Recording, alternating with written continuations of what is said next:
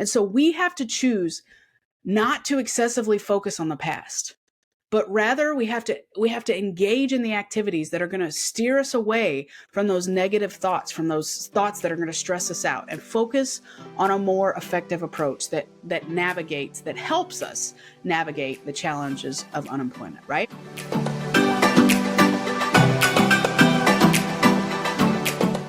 Welcome to the Workforce Link podcast, where we're offering forward-thinking conversations for the workforce, linking employers and job seekers to a brighter tomorrow.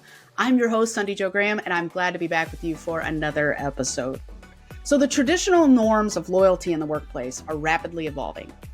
The uncertainty of job security, it often leaves us grappling with emotions, right, when faced with those unexpected layoffs or job loss. It's a painful experience, and sometimes it leaves us feeling wounded. Sometimes it leaves us feeling lost, right? Prompting two very common reactions: anger and resentment toward the company, or just allowing ourselves to go numb, right? So in today's episode, we're going to dive into the emotional landscape of unemployment and explore some strategies to navigate these times, okay? Before we dive in, though, I would love to ask a favor. Make sure you share this episode with somebody else. The more you share, the more people we get to help. So thank you in advance for that.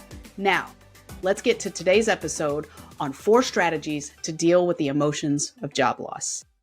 So emotional wounds from job loss demand attention and they demand healing. However, the urgency of our financial responsibilities, what does that do? It often gets in the way, right? Often pushes us to suppress our pain down, to quickly seek new opportunities, right? Because we're desperate. We need something else. But how do we navigate this tumultuous period? I've got some practical strategies to help you when you can't afford that extended break to heal, okay? The first thing you want to do, you want to feel the feels. You want to allow the parts, right? Acknowledge your emotions. Give space for anger. Give space for sadness, for fear. But take those feelings, confine those feelings to designated times. So maybe on the weekends, or maybe after you complete your job search tasks for the day, right? Pick a designated time that you know this is your productive time to feel those feelings. It's important to acknowledge your feelings. It's important to acknowledge your emotions, whether that's sadness, whether that's anger, whether that's fear, you name the emotion, because they're valid, right? You feel them, so why not allow yourself to actually feel them? You're allowing yourself to navigate the emotional spectrum. You're recognizing that each emotion holds significance. Each emotion deserves acknowledgement, right?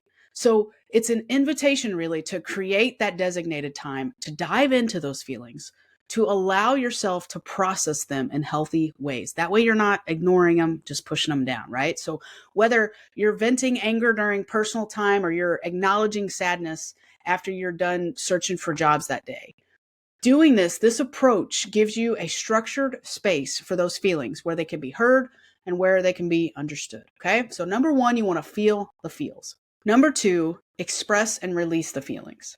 Okay, so you felt the feels, right? Now what do you do with them?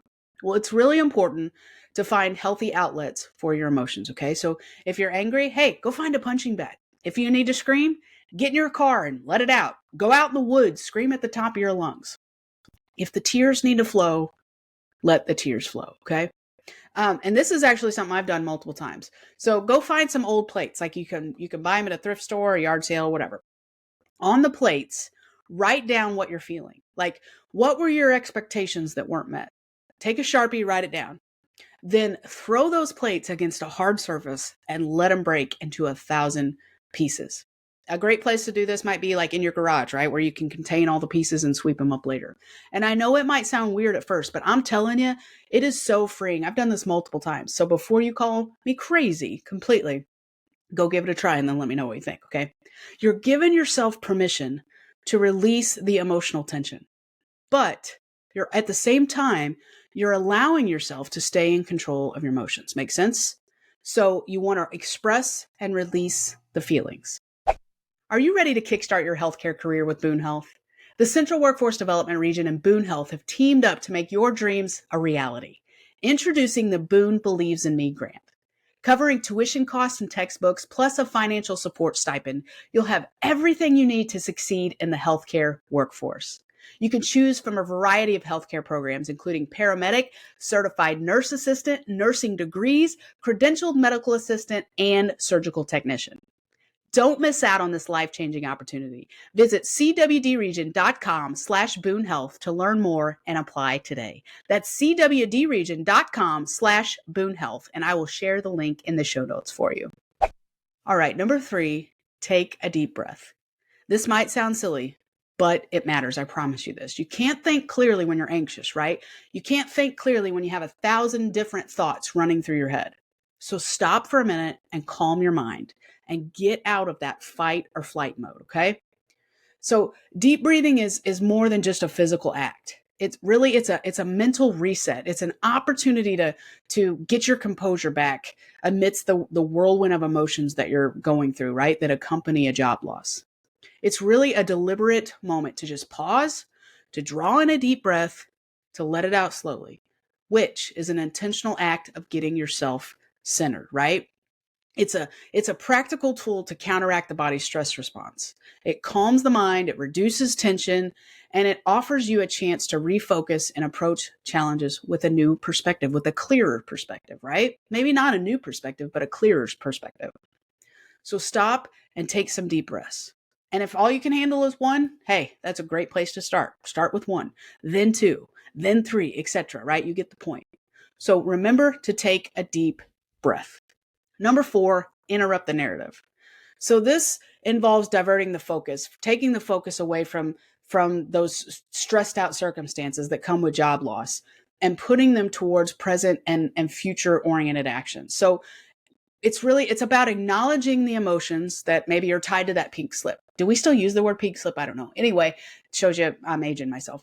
But it's about acknowledge the emotions tied to that pink slip, right? Without allowing those emotions to dominate the present. Make sense? So you can regain control by redirecting attention to maybe immediate tasks like updating your resume, networking, maybe just sitting down and setting some achievable job search goals.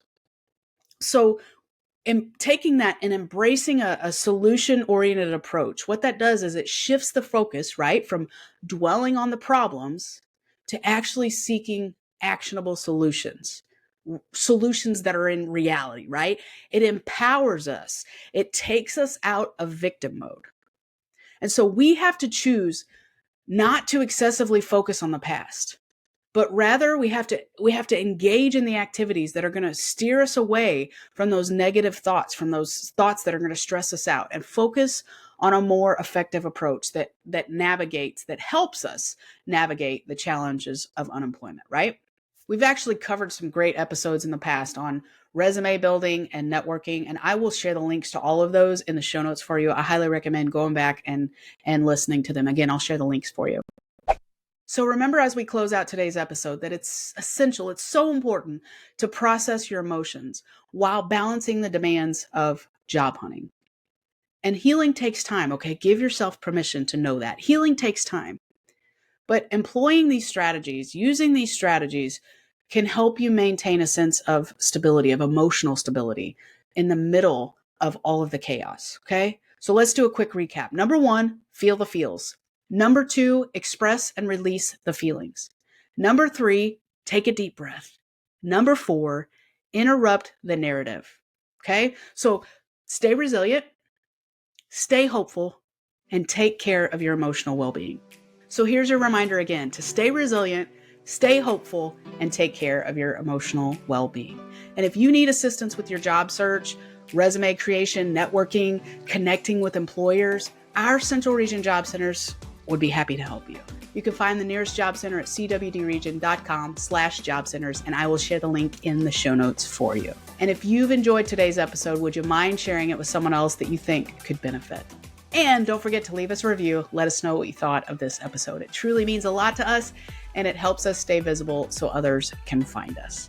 Have a great week, my friend, and we will meet again in the next episode. Until then, remember this: there's always a brighter tomorrow if you're willing to find it. The Central Region Workforce Development Board Incorporated and COPIC are equal opportunity employers and programs. Auxiliary aids and services are available upon request to individuals with disabilities. Missouri Relay Services at 711.